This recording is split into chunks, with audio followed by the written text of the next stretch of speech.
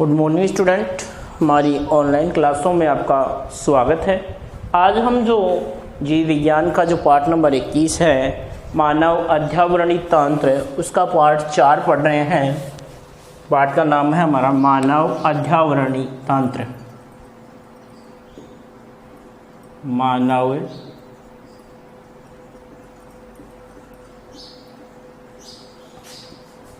अध्यावरणीय तंत्र, मानव का अध्यावरणीय तंत्र पढ़ रहे हैं, जिसमें हमने पढ़ा कि जो मानव का अध्यावरणीय तंत्र है वो किससे मिलकर बना हुआ है?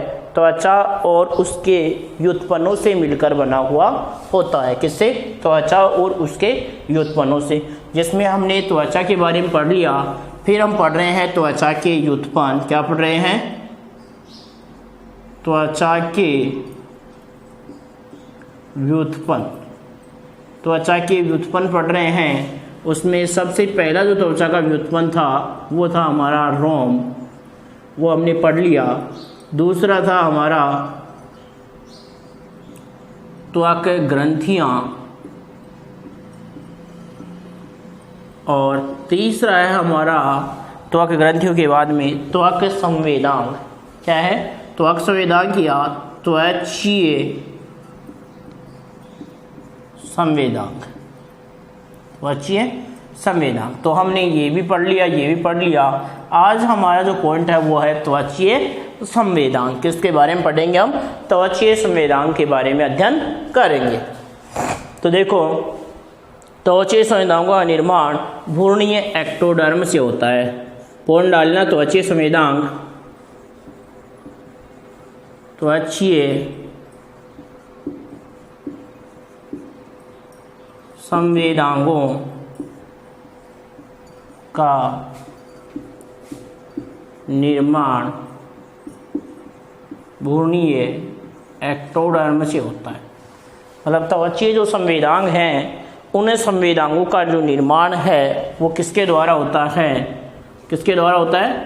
त्वचीय संवेदांग है, उनमें त्वचीय संवेदांगों का निर्माण होता है भ्रूणीय एक्टोडर्म से इनका निर्माण होता है। परंतु ये डर्मिस में स्थित होते हैं और अनावश्यक उत्तेजना को रोकने के लिए इनका एपिडर्मिस में अभाव होता है। कि ये स्थित कहाँ पर होते हैं? त्वचीय संवेदांग डर्मिस में स्थित होते हैं, और अनावश्यक संवेदनाओं को रोकने के लिए एपिडर्मिस में इसका क्या होता है? अभाव। एपिडर्मिस में क्या होता है? इनका अभाव होता है। त्वचीय संवेदांग है, डर्मिस में स्थित होते हैं, और अगर कोई अनावश्यक उत्तेजना को है तो उसको रोकने के लिए इनका डर्मिस में अभाव होता है। त्वचा में निम्नलिखित संवेदांग पाए जाते हैं।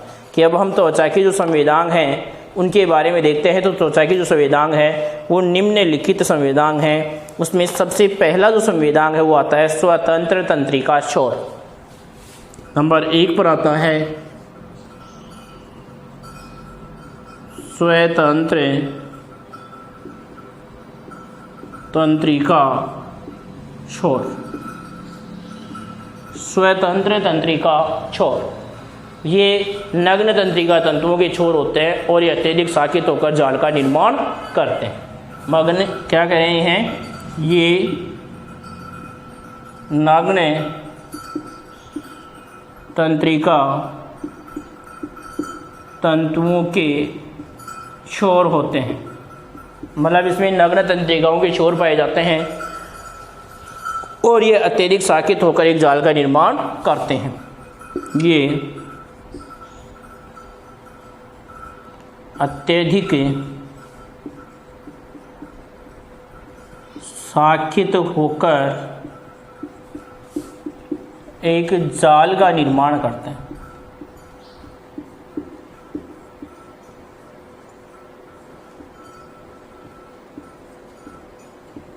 अत्यधिक शाखित होकर के क्या करते हैं? एक जाल का निर्माण करते हैं, और ये दर्द संवेदाणु का कार्य करते हैं। ये दर्द संवेदाणु का कार्य करते हैं।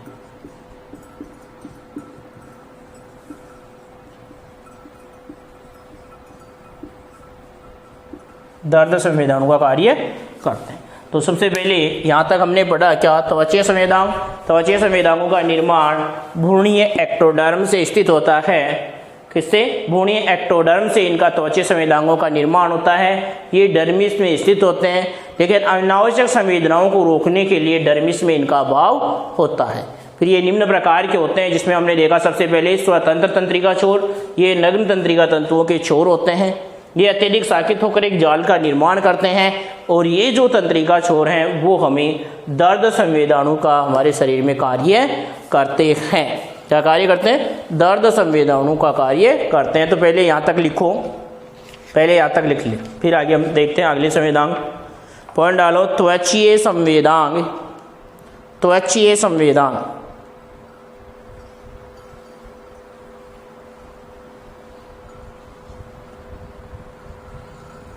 त्वचीय संवेदांग।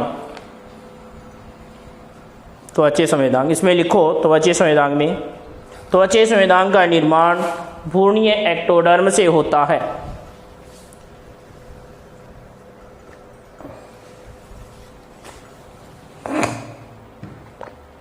त्वचीय संवेदांग का निर्माण भ्रूणीय एक्टोडर्म से होता है।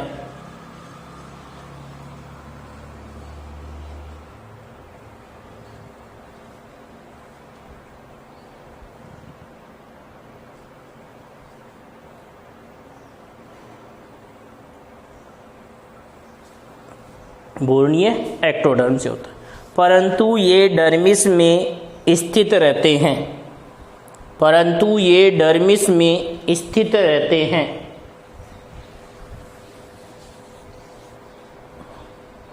डर्मिस में स्थित रहते हैं। आगे लिखो अलग लाइन में, अनावश्यक उत्तेजना को रोकने के लिए, अनावश्यक उत्तेजना को रोकने के लिए इनका एपिडर्मिस में अभाव होता है। इनका एपिडर्मिस में अभाव होता है। डर्मिस एपिडर्मिस तो जानते हो ना, डर्मिस त्वचा को बोलते हैं, एपिडर्मिस किसको बोलते हैं? ये चर्म है और ये अधिचर्म है। एपिडर्मिस में अभाव होता है। एपिडर्मिस में अभाव होता है। आगे लिखो, त्वचा में निम्नलिखित संवेदांग पाए जाते हैं।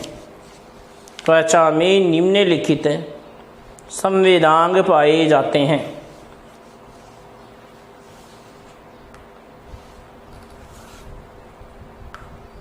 निम्नलिखित संवेदांग पाए जाते हैं। पहला डालो, स्वतंत्र तंत्रिका छोर। स्वतंत्र तंत्रिका छोर, इसमें देखो स्वतंत्र तंत्रिका छोर में ये नग्न तंत्रिका तंतुओं के छोर होते हैं। ये नग्न तंत्रिका तंतुओं के छोर होते हैं।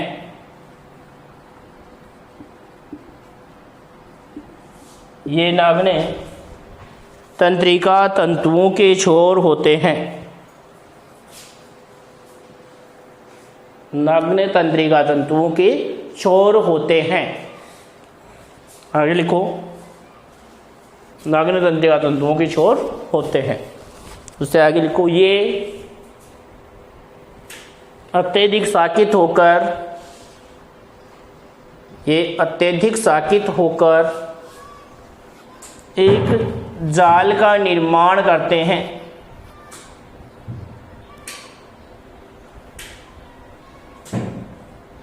अत्यधिक साकित होकर एक जाल का निर्माण करते हैं।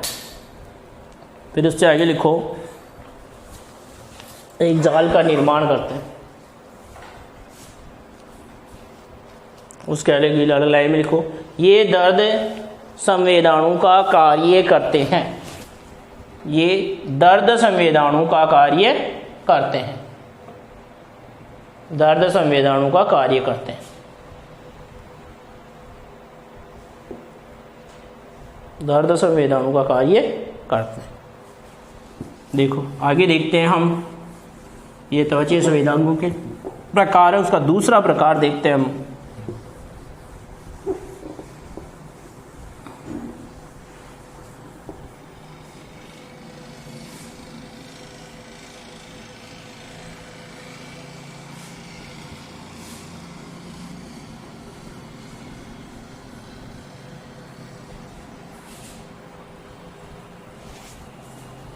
दूसरा प्रकार है वो है मेस्नर्स संवेदाणु। मेस्नर्स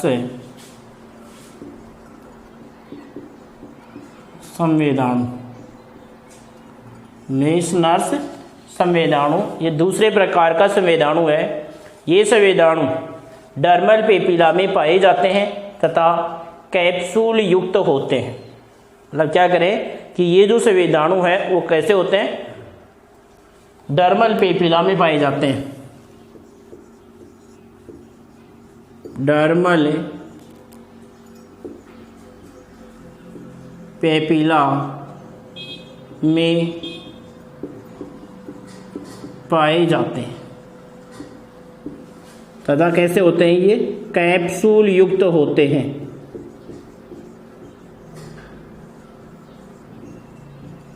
कैप्सूल युक्त होते हैं।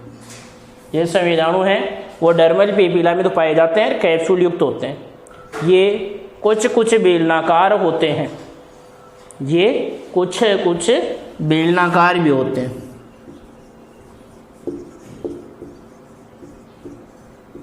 कुछ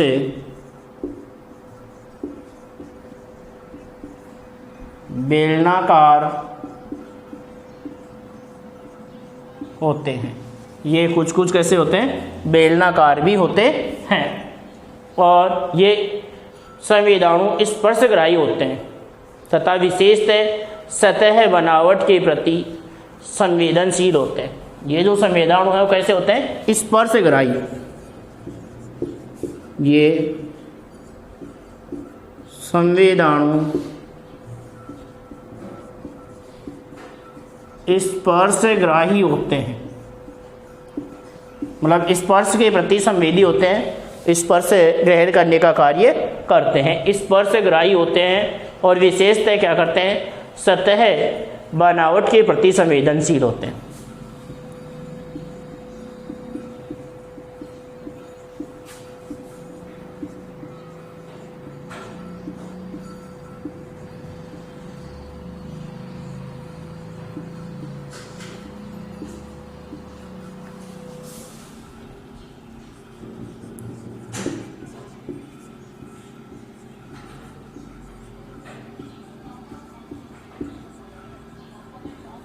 विशेषतः सतह बनावट के प्रति क्या होते हैं, संवेदनशील होते हैं।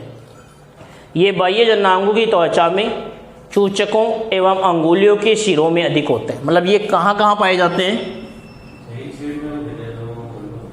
बाह्य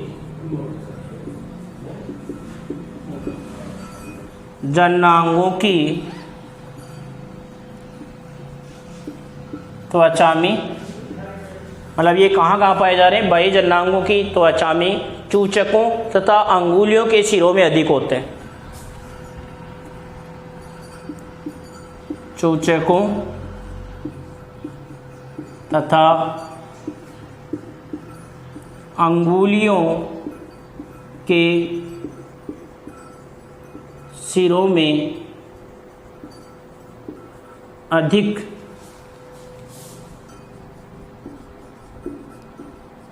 होते हैं, अंगुलियों के शिरों में अधिक होते हैं।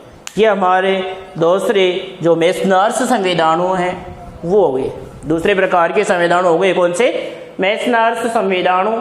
ये कहाँ पर, डर्म की पेपिला में पाए जाते हैं और कैप्सूल युक्त होते हैं। लेकिन कुछ ये कैसे होते हैं, बेलनाकार होते हैं। फिर ये जो संवेदाणु हैं वो स्पर्शग्राही होते हैं और विशेषतः सतह बनावट के प्रति संवेदनशील होते हैं। पाए कहाँ पाए जाते हैं, बाह्य जननांगों के त्वचा में चूचकों तथा अंगुलियों के शिरों में ये अत्यधिक होते हैं। जो बाह्य जननांग है हमारे, उन बाह्य जननांगों की त्वचा में और चूचकों में तथा अंगुलियों के सिरों में ये क्या पाए जाते हैं, अधिक पाए जाते हैं। सही।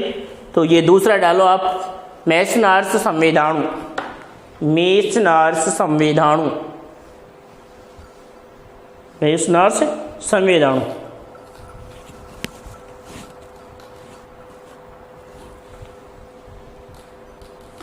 मेसनर्स संवेदाणु, मेसनर्स संवेदाणु, इसमें लिखो ये संवेदाणु डर्मल पेपिला में पाए जाते हैं। ये संवेदाणु डर्मल पेपिला में पाए जाते हैं।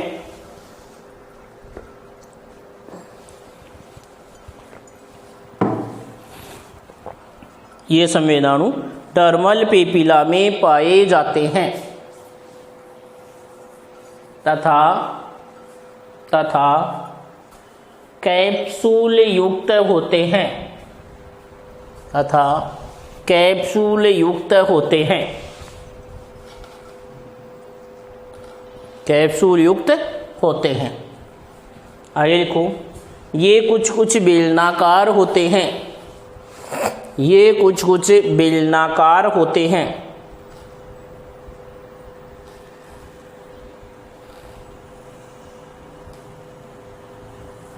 आगे लिखो अलग लाइन में, ये संवेदाणु स्पर्शग्राही होते हैं,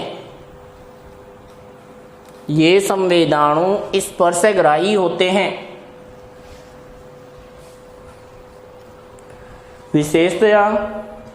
विशेषतया सतह बनावट के प्रति संवेदनशील होते हैं। विशेषतया सतह बनावट के प्रति संवेदनशील होते हैं,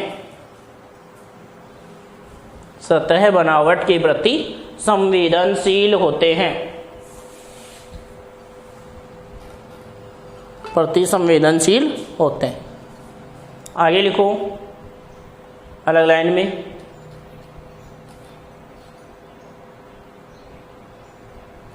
आगे लिखो अलग लाइन में, बाह्य जननांगों,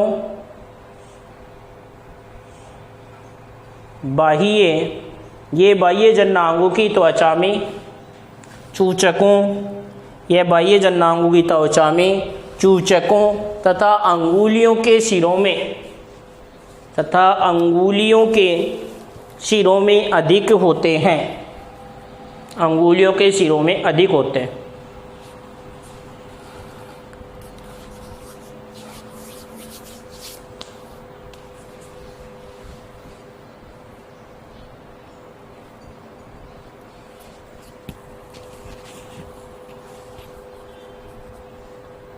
अभी देखते हैं हम, ये हमारा दूसरा प्रकार का संवेदाणु पूरा हुआ। अंगुलियों के सिरों में अधिक होते हैं।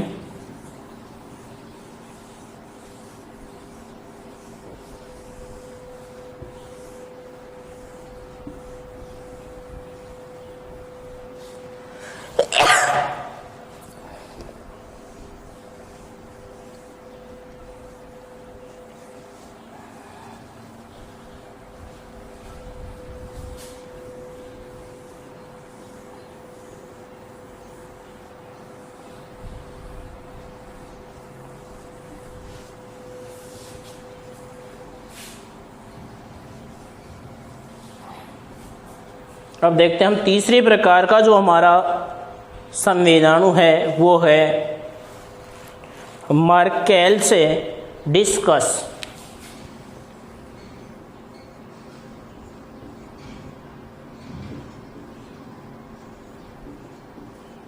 मर्केल्स डिस्कस, मर्केल्स डिस्कस, ये तीसरा जो प्रकार का हमारा संवेदाणु है वो है मर्केल्स डिस्कस। ये संवेदाणु डर्मिस के रेटिकुलर स्तर में स्थित है।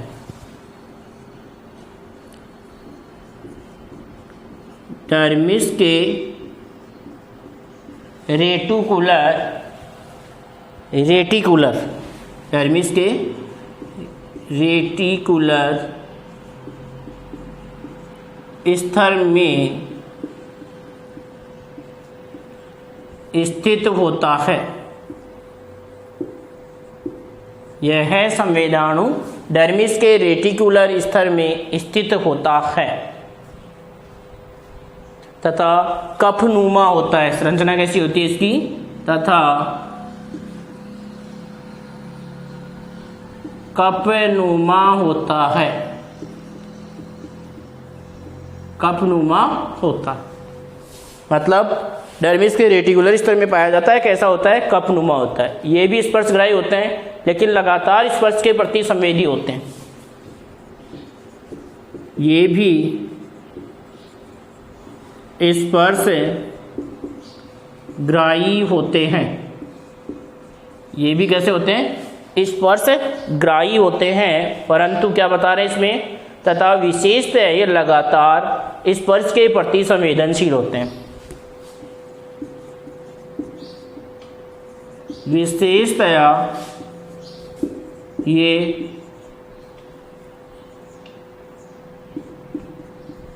लगातार स्पर्श के प्रति संवेदी होते हैं। अब लगातार स्पर्श के प्रति ये विशेषता संवेदी होते हैं। और लास्ट पॉइंट है इसका कि ये कैप्सूल युक्त नहीं होता है।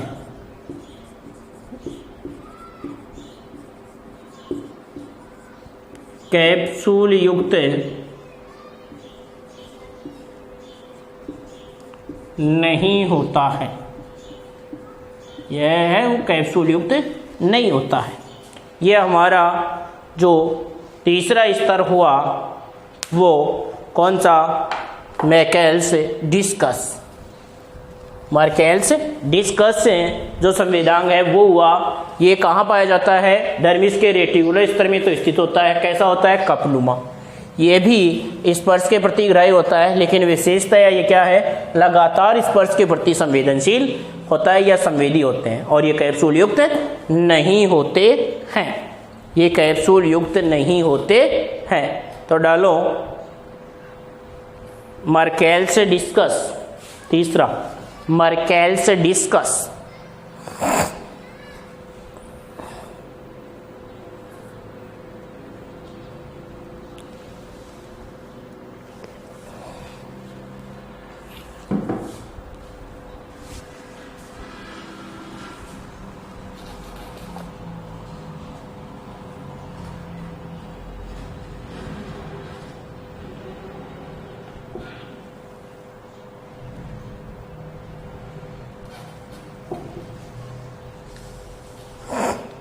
लिखो इसमें ये संवेदाणु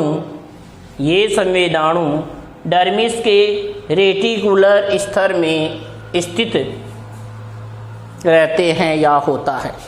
यह संवेदाणु डर्मिस के रेटिकुलर स्तर में स्थित होता है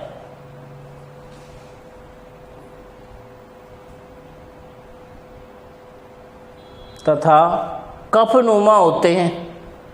या कफनुमा होता है। कफनुमा होते हैं। स्तर में स्थित रहते हैं और कफनुमा होते हैं।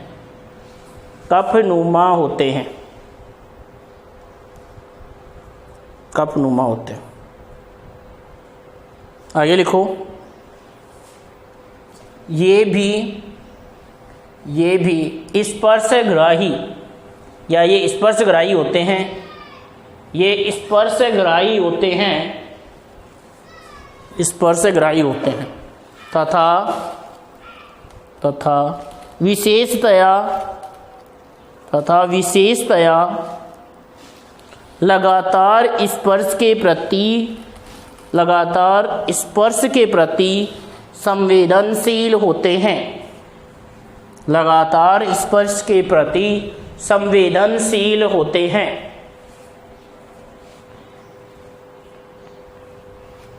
लगातार स्पर्श के प्रति संवेदनशील होते हैं।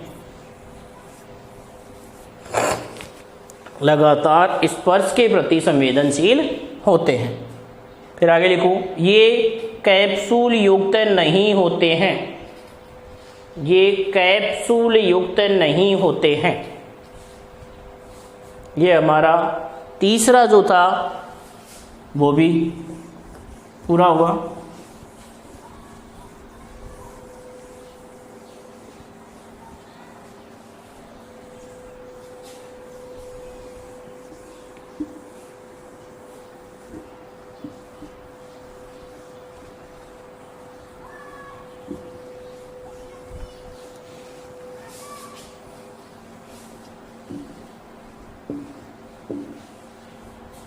तीसरा संवेदांग है हमारा, वो भी पूरा हुआ। अब जो चौथा संवेदांग है वो देखते हैं हम कौन सा, पेशिनियन संवेदांग। पेशिनियन संवेदांग, पेशिनियन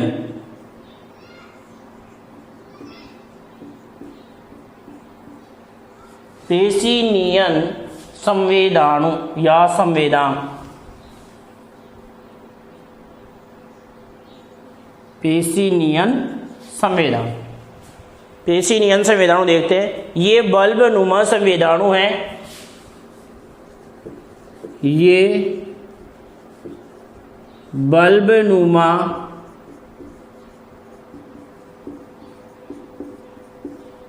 संवेदाणु है जो कैप्सूल युक्त होते हैं।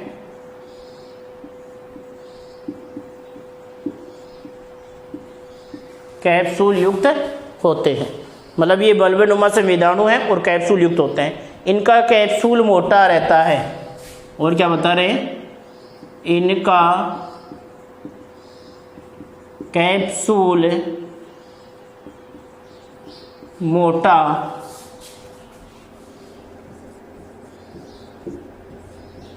रहता है। इनका कैप्सूल कैसा रहता है, मोटा कैप्सूल रहता है। आगे देखते हैं हम कि ये डर्मिस में गहराई पर स्थित रहते हैं। ये डर्मिस में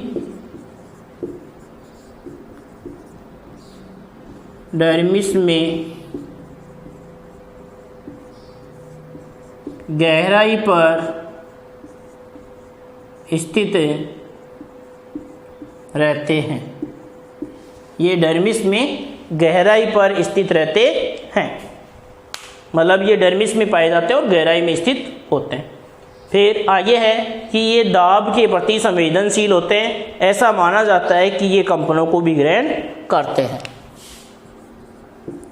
ये दाब के प्रति संवेदी होते हैं।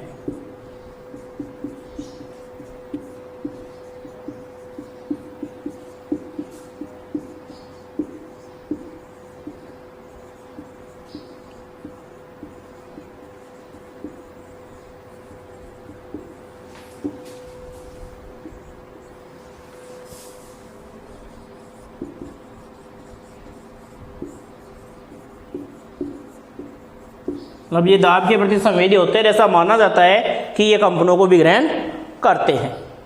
ये हमारा कौन सा संवेदाणु, जो पेशिनियम जो संवेदाणु है, पेशिनियन संवेदाणु है, वो पूरा हो गया।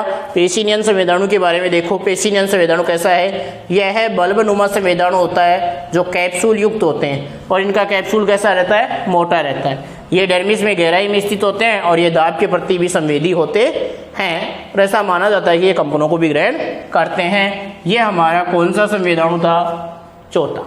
अब पांचवा संवेदाणु देखते हैं हम। पांचवा जो संवेदाणु है वो है हमारा कौन सा, क्राउस के संवेदाणु। क्राउस के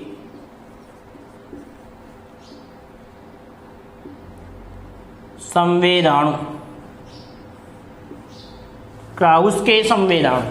ये क्राउस के जो संवेदाणु है, ये संवेदाणु शीत संवेदांग, मतलब शीत संवेदांग करते हैं। ये संवेदाणु क्या करते हैं, शीत संवेदांग।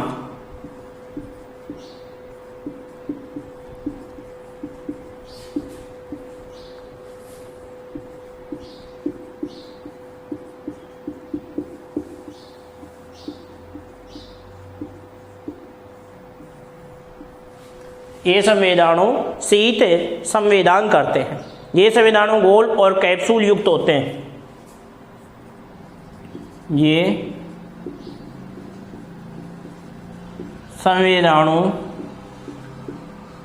गोल और कैप्सूल युक्त होते हैं। गोल और कैप्सूल युक्त होते हैं।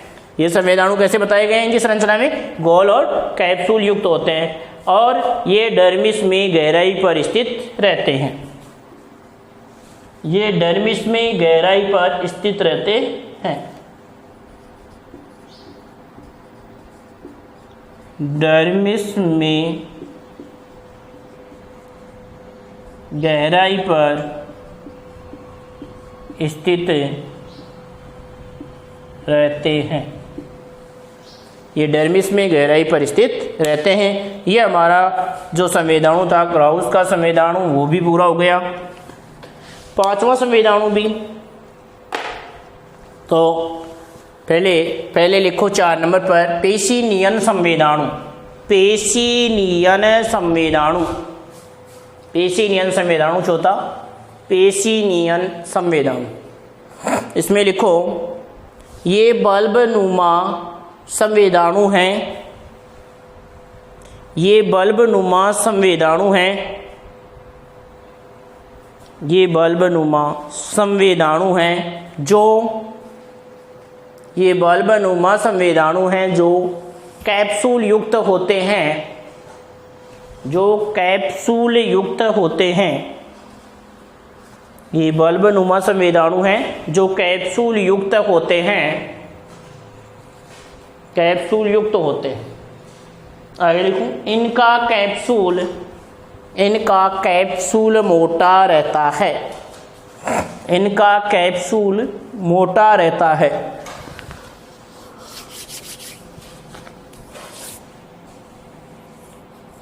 कैप्सूल मोटा रहता है। मोटा रहता है। आगे लिखो ये डर्मिस में गहराई पर स्थित रहते हैं। ये डर्मिस में गहराई पर स्थित रहते हैं।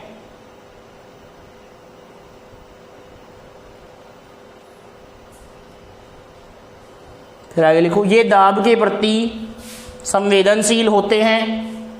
ये दाब के प्रति संवेदनशील होते हैं या संवेदी भी होते हैं, लिख सकते हो। संवेदी या संवेदनशील ये बात है। ये दाब के प्रति संवेदनशील होते हैं। ऐसा माना जाता है कि ये कंपनों को भी ग्रहण करते हैं। ऐसा माना जाता है कि ये कंपनों को भी ग्रहण करते हैं। ये कंपनों को भी ग्रहण करते हैं। अगला पांचवा संवेदाणु डालो। पांचवा क्राउस के संवेदाणु। क्राउस के संवेदाणु। क्राउस के संवेदाणु।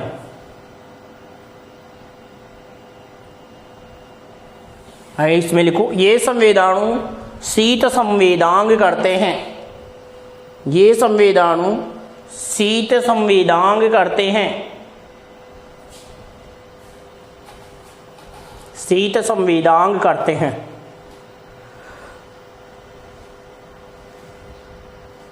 नीचे लिखो अलग लाइन में ये संवेदाणु गोल और कैप्सूल युक्त है। ये संवेदाणु गोल और कैप्सूल युक्त है। ये संवेदाणु गोल और कैप्सूल युक्त है। गोल और कैप्सूल युक्त हैं। गोल और कैप्सूल युक्त हैं। आगे देखो ये डर्मिस में गहराई पर स्थित रहते हैं। ये डर्मिस में गहराई पर स्थित रहते हैं। ये डर्मिस में गहराई पर स्थित रहते हैं। ये हमारा पांचवा जो संवेदाणु है त्वचा की जो संवेदांग है उनमें ये भी पूरा हुआ। अब एक और रह रहा है छठवां, वो और पढ़ते हैं, उसके बाद में पढ़ेंगे हम त्वचा के कार्य। त्वचा के कार्य के साथ ही हमारा ये जो पार्ट है वो क्या हो जाएगा, पूरा।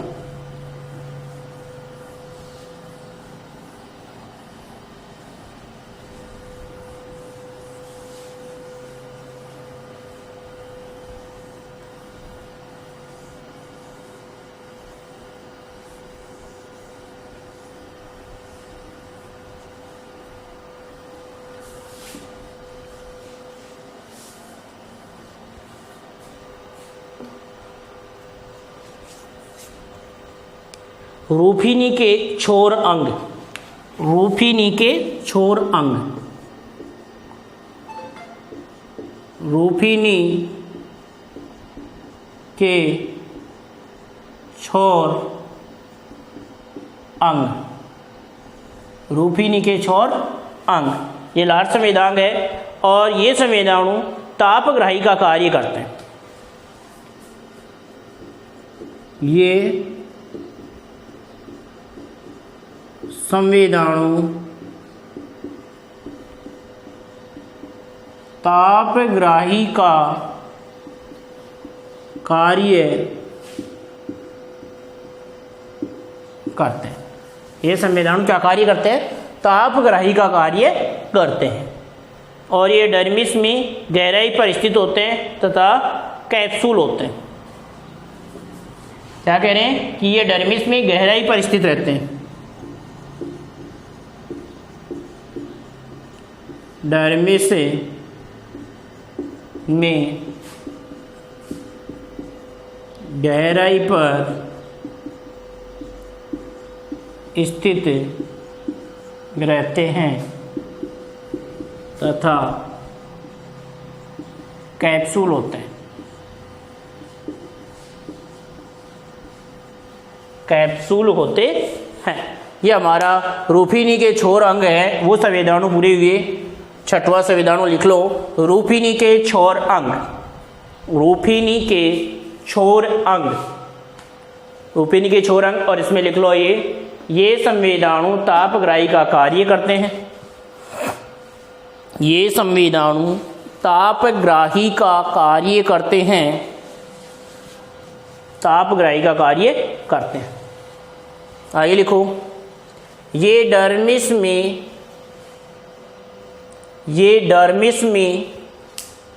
गहराई पर स्थित रहते हैं। ये डर्मिस में गहराई पर स्थित रहते हैं तथा कैप्सूल होते हैं, तथा कैप्सूल होते हैं।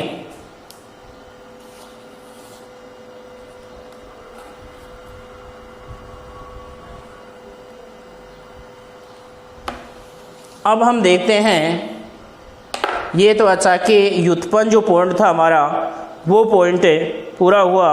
अब इसके बाद में हम देखते हैं कि जो त्वचा के कार्य हैं वो कौन कौन से होते हैं, उसके बारे में हम देखते हैं। त्वचा के कार्य, अगला जो पॉइंट हमारा वो है त्वचा के कार्य। त्वचा के कार्य,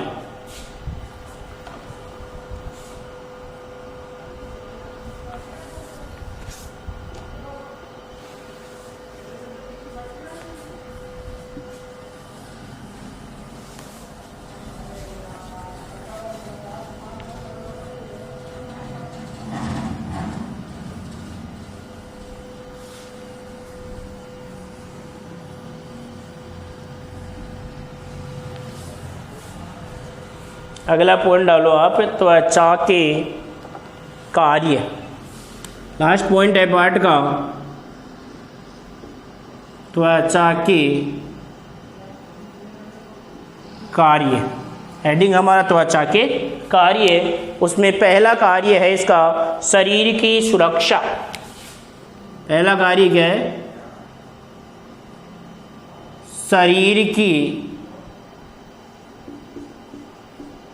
सुरक्षा, मतलब शरीर की सुरक्षा का कार्य करती है त्वचा।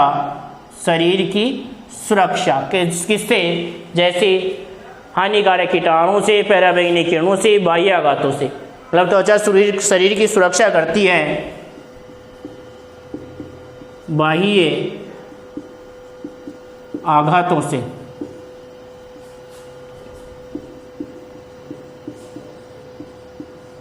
पराबैंगनी किरणों से, बाह्य आघातों से, पराबैंगनी किरणों से, हानिकारक कीटाणुओं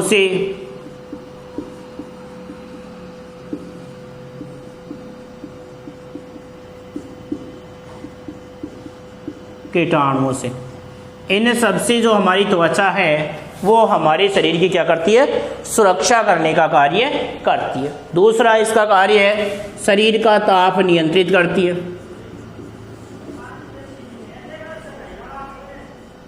शरीर का ताप नियंत्रण,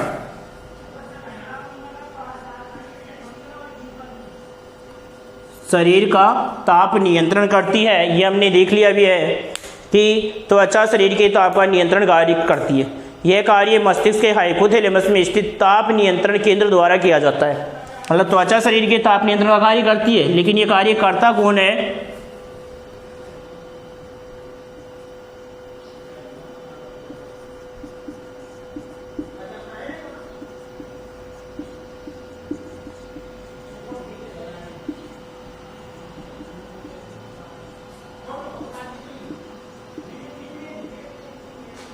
हाइपोथैलेमस में उपस्थित है ताप नियमन केंद्र। कौन करता है, ताप नियमन केंद्र के द्वारा किया जाता है। शरीर के ताप के अधिक होने पर त्वचा वेसोडाइलेशन होता है, जिससे उसमें विकिरणों के द्वारा बाहर निकलती है। इस प्रकार त्वचा ताप के कम होने से त्वचा में वेसोकॉन्ट्रिक्शन होता है, जिससे उष्मा की हानि कम हो जाती है। फिर अगला है शरीर की आकृति।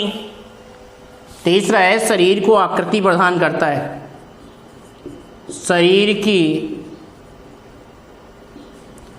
आकृति यानी जो शरीर को आकृति देती है, त्वचा शरीर को आकृति प्रदान करती है। शरीर की आकृति में लिख देंगे क्या, त्वचा शरीर को आकृति प्रदान करती है। त्वचा शरीर को आकृति प्रदान करती है। चौथा कार्य है इसका खाद्य संग्रह।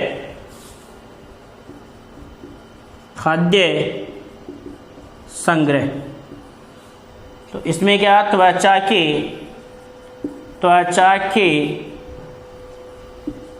वशीय ऊतकों में अतिरिक्त, त्वचा के वशीय ऊतकों में अतिरिक्त खाद्य पदार्थों का संग्रह होता है या वसा का संग्रह होता है, जो खाद्य भंडार का कार्य करता है। और यह उष्मा की जो परत है वो वसा की क्षति को रोकती है या उष्मा की हानि को भी रोकती है। वशीय ऊतकों में अतिरिक्त खाद्य का संग्रह होता है, का संग्रह वसा के रूप में होता है। और ये जो वसा की परत है वो शरीर से उष्मा की हानि को रोकती है, उष्मा की हानि को रोकने का कार्य करती है। फिर पांचवा है उपयोगी पदार्थों का स्रावण। त्वचा में पाई जाने वाली विभिन्न ग्रंथियां जैसे सीबम, कर्ण, मोम, दुग्ध आदि उपयोगी पदार्थों का स्रावण करती हैं। उपयोगी पदार्थों का स्रावण, त्वचा में पाई जाने वाली विभिन्न प्रकार की जो ग्रंथियां हैं वो उपयोगी पदार्थों का स्रावण करती हैं, जैसे सीबम, कर्णमोम, दुग्ध आदि। ये उपयोगी पदार्थ हैं। इनका स्रावण भी कौन करती हैं, त्वचा में उपस्थित विभिन्न ग्रंथियों के द्वारा इनका स्रावण किया जाता है। आदि उपयोगी पदार्थों का स्रावण करती है त्वचा में पाई जाने वाली विभिन्न ग्रंथियां। त्वचा में पाई जाने वाली विभिन्न ग्रंथियां हैं वो ये उपयोगी पदार्थों का सीबम है, कर्णमोम है, दूध है, इन उपयोगी पदार्थों का क्या करती हैं, स्रावण करने का कार्य करती हैं। छठवां है उत्सर्जन। उत्सर्जन देखो, त्वचा द्वारा स्रावित पसीने में लवण यूरिया पाए जाते हैं जिन्हें बाहर निकालकर उत्सर्जन में सहायता करती है। उत्सर्जन, त्वचा द्वारा उत्सर्जित पसीने में क्या होते हैं, लवण व यूरिया।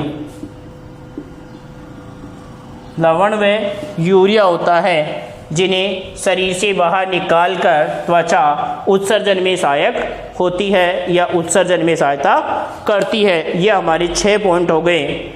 कितने पॉइंट हो गए, 6 पॉइंट हो गए। तो इन 6 पॉइंटों को हम पहले करते हैं इनको पूरा, और उसके बाद में आगे बढ़ते हैं त्वचा के कार्य। तो त्वचा के कार्य पॉइंट डालो, पहले ये 6 कार्य लिखते हैं, उसके बाद में और भी विभिन्न कार्य हैं। तो पहला कार्य लिखो शरीर की सुरक्षा। शरीर की सुरक्षा, शरीर की सुरक्षा, और इसमें लिखो त्वचा शरीर की सुरक्षा करती है। त्वचा शरीर की सुरक्षा करती है, और उसमें 3 चीज़ लिख लो। नंबर 1 बाह्य आघातों से, दूसरी पराबैंगनी किरणों से, और तीसरी हानिकारक कीटाणुओं से।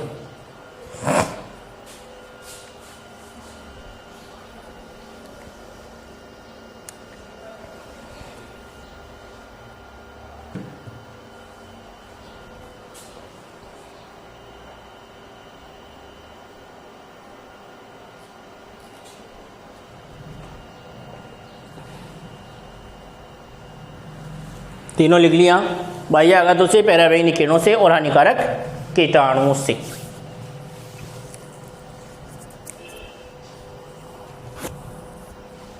हानिकारक कीटाणुओं से। दूसरा डालो शरीर का ताप नियमन।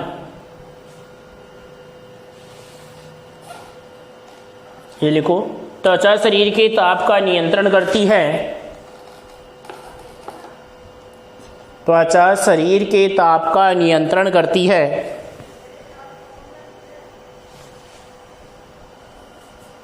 त्वचा शरीर के ताप का नियंत्रण करती है। आगे इसी में लिख लो, यह कार्य, मतलब त्वचा द्वारा शरीर का ताप नियंत्रण कौन करवाता है, तो यह कार्य मस्तिष्क के हाइपोथैलेमस में स्थित, मस्तिष्क के हाइपोथैलेमस में स्थित ताप नियंत्रण केंद्र के द्वारा किया जाता है। मस्तिष्क के हाइपोथैलेमस में स्थित ताप नियमन केंद्र के द्वारा किया जाता है। ताप नियमन केंद्र के द्वारा किया जाता है। ताप नियमन केंद्र के द्वारा किया जाता है। आगे लिखो,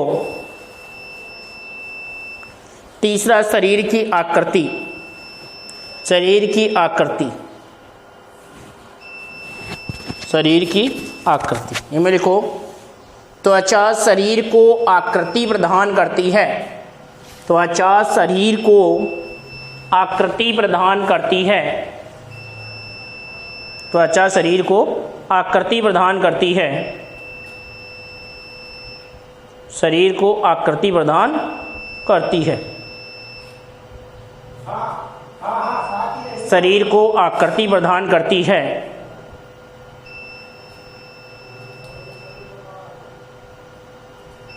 आकृति प्रदान करती है।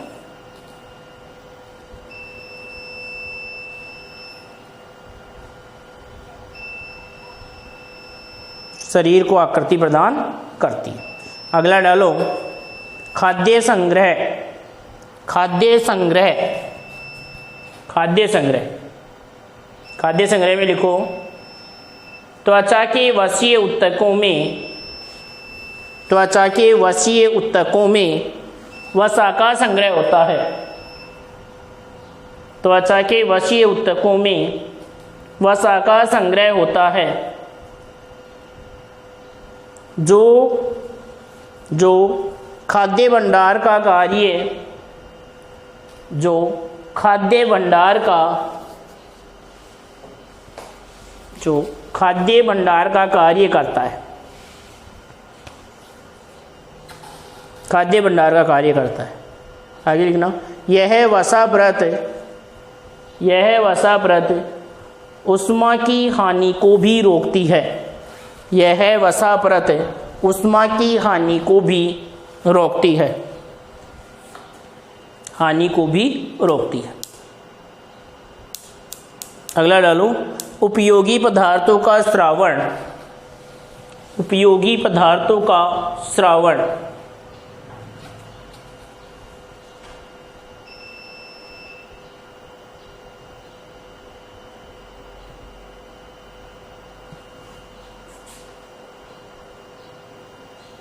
उपयोगी पदार्थों का श्रावण, इसमें लिखो त्वचा में पाई जाने वाली विभिन्न ग्रंथियां। त्वचा में पाई जाने वाली विभिन्न ग्रंथियां, विभिन्न ग्रंथियां, त्वचा में पाई जाने वाली विभिन्न ग्रंथियां, सीबम, कर्णमोम, दूध। त्वचा में पाई जाने वाली विभिन्न ग्रंथियां, सीबम, कर्णमोम, दूध आदि आदि उपयोगी पदार्थों का श्रावण करती हैं। आदि उपयोगी पदार्थों का श्रावण करती हैं। छठवां डालो, उत्सर्जन। उत्सर्जन,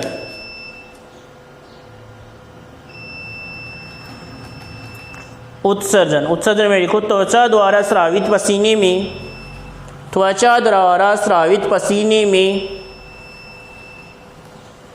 पसीने में लवण व यूरिया पाए जाते हैं।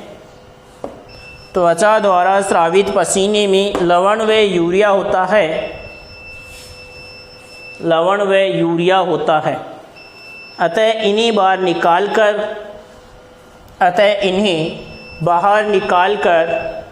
उत्सर्जन में सहायता करती है। इन्हें बाहर निकालकर उत्सर्जन में सहायता करती है। ये 6 कार्य हो गए। अब 7वां कार्य लिखो, गमन। गमन, 7वां कार्य लिखो, गमन। और गमन पॉइंट डालकर इसमें लिखो, त्वचा लचीली होने के कारण, त्वचा लचीली होने के कारण गमन में, त्वचा लचीली होने के कारण गमन में सहायक होती है। गमन, और इसमें क्या लिखा है कि त्वचा कैसी होती है, लचीली। तो लचीली होने के कारण किसमें सहायता करती है, गमन में सहायता करती है। फिर आता है 8वां, कंकाल निर्माण। कंकाल निर्माण, कंकाल निर्माण। तो इसमें क्या करें, कंकाल निर्माण में देखो कि जो त्वचा की चर्म में कंकाल जात अस्थियों का निर्माण होता है। किससे, त्वचा की चर्म से कंकाल जात अस्थियों का निर्माण होता है। त्वचा की चर्म से कंकाल जात अस्थियों का निर्माण होता है। इसके साथ साथ ही त्वचा से बाह्य कंकाल का निर्माण भी होता है। बाह्य कंकाल का निर्माण भी होता है। हमारा अंतःकंकाल जो कंकालजात अस्थियों से बना है उसका निर्माण भी त्वचा से होता है। और हमारा बाह्य कंकाल जिसमें हम बाल देखते हैं, नाखून देखते हैं, ये भी किसके द्वारा होता है, त्वचा के द्वारा ही होता है। तो 8वां लिखो, कंकाल का निर्माण। कंकाल का निर्माण, और इसमें लिखो त्वचा की चर्म से, त्वचा की चर्म से कलाजात, कंकालजात नहीं है, कलाजात है, कलाजात, कलाजात अस्थियों, कलाजात अस्थियों का निर्माण होता है। कलाजात अस्थियों का निर्माण होता है।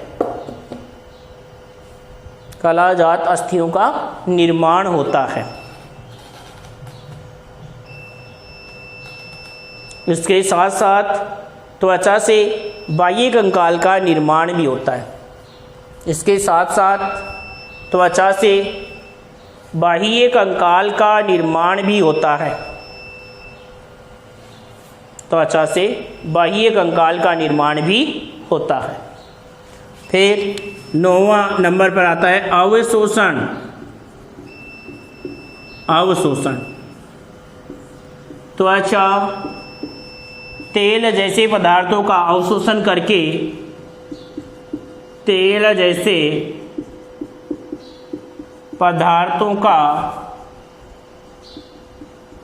अवशोषण करके ऊतकों को लाभ पहुंचाती है।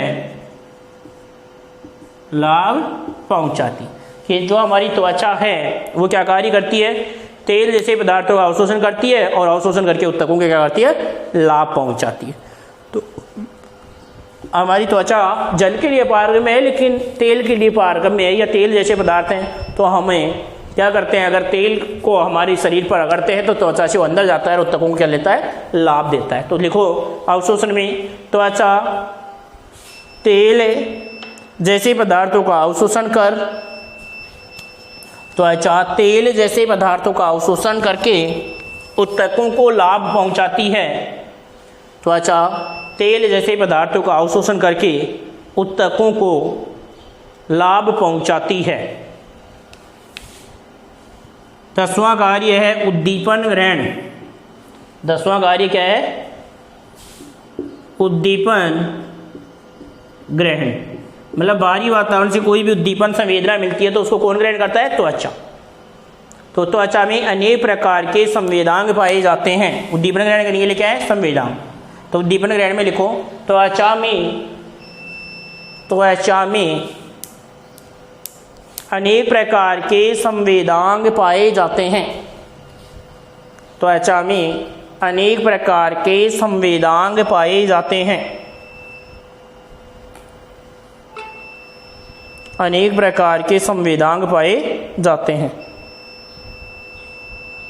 अनेक प्रकार के संवेदांग पाए जाते हैं।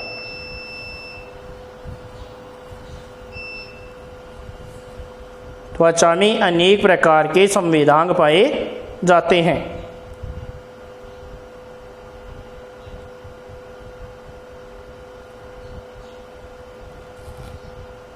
अनेक प्रकार के संवेदांग पाए जाते हैं। आगे लिखो, संवेदांग हो गए, उद्दीपन ग्रहण हो गया।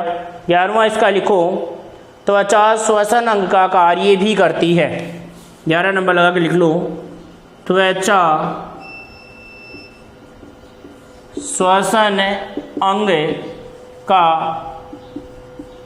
कार्य भी करती है। मतलब त्वचा हमारी वो श्वसन अंग की तरह भी कार्य करती है, श्वसन अंग का कार्य भी करती है। 12वां लिखो लैंगिक आकर्षण। लैंगिक आकर्षण, इसमें आपने पढ़ा था वक्षण या मूलाधार ग्रंथियां, जो कहाँ पर थी, गुदा और जनन छिद्र के बीच वाले क्षेत्र में त्वचा में पाई जाती थी और विशेष गंध स्रावित करती थी, जिससे जंतु लैंगिक आकर्षण होता था।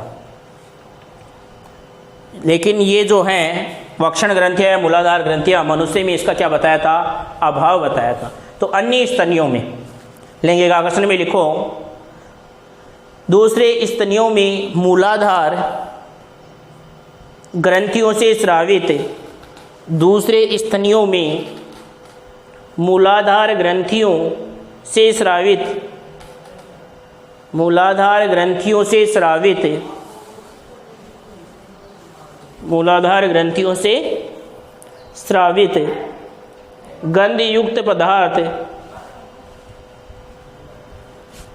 गंधयुक्त पदार्थ विपरीत लिंग को आकर्षित करता है। गंधयुक्त पदार्थ विपरीत लिंग को आकर्षित करता है, विपरीत लिंग को आकर्षित करता है। 13वां पुनः हृदय भवन। पुनः हृदय पुनरुदय भवन, पुनरुद्ध भवन। पुनरुद्ध भवन में लिखो त्वचा में पुनरुद्ध भवन द्वारा, त्वचा में पुनरुद्ध भवन द्वारा घावों को भरने की क्षमता पाई जाती है। त्वचा में पुनरुद्ध भवन द्वारा घावों को भरने की क्षमता पाई जाती है। त्वचा में पुनरुद्ध भवन द्वारा घावों को भरने की क्षमता पाई जाती है। घावों को भरने की क्षमता पाई जाती है, पाई जाती है। ये इसके कार्य हो गए। इसके बाद में इंपॉर्टेंट लाइन है, एक स्टार लगाकर लिख सकते हो या महत्वपूर्ण है, प्रश्न आया हुआ भी है वहाँ से, तो वो लाइन लिख रहे हैं हम, अलग से लिखना। शरीर में त्वचा अनेक महत्वपूर्ण कार्य करती है, अलग लाइन में लिखना। शरीर में त्वचा अनेक महत्वपूर्ण कार्य करती है। शरीर में त्वचा अनेक महत्वपूर्ण कार्य करती है, अतः इसे शरीर का हर फनमूला अंग कहा जाता है। शरीर का हर फनमूला अंग कहा जाता है। प्रश्न है, त्वचा को शरीर का हर फनमूला अंग क्यों कहते हैं? तो इसका आंसर है कि यह हमारे शरीर में विभिन्न महत्वपूर्ण कार्य करती है, इसलिए इसे शरीर का क्या कहा गया है? हर फनमूला अंग कहा जाता है।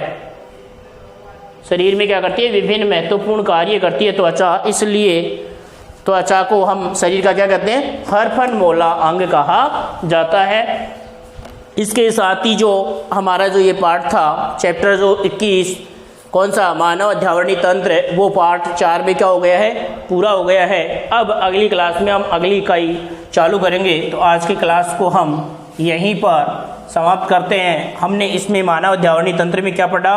अध्यावरणीय तंत्र किसी का? त्वचा हमारी और त्वचा के व्युत्पन्न। तो हमने त्वचा के बारे में पढ़ लिया और त्वचा के व्युत्पन्न पढ़ लिए, त्वचा के कार्य पढ़ लिए। उसके साथ ही ये जो हमारा मानव अध्यावरणीय तंत्र जो था वो पार्ट क्या हो जाता है? पूरा हो जाता है। तो आज की क्लास को हम यहीं समाप्त करते हैं। जय हिंद, जय भारत।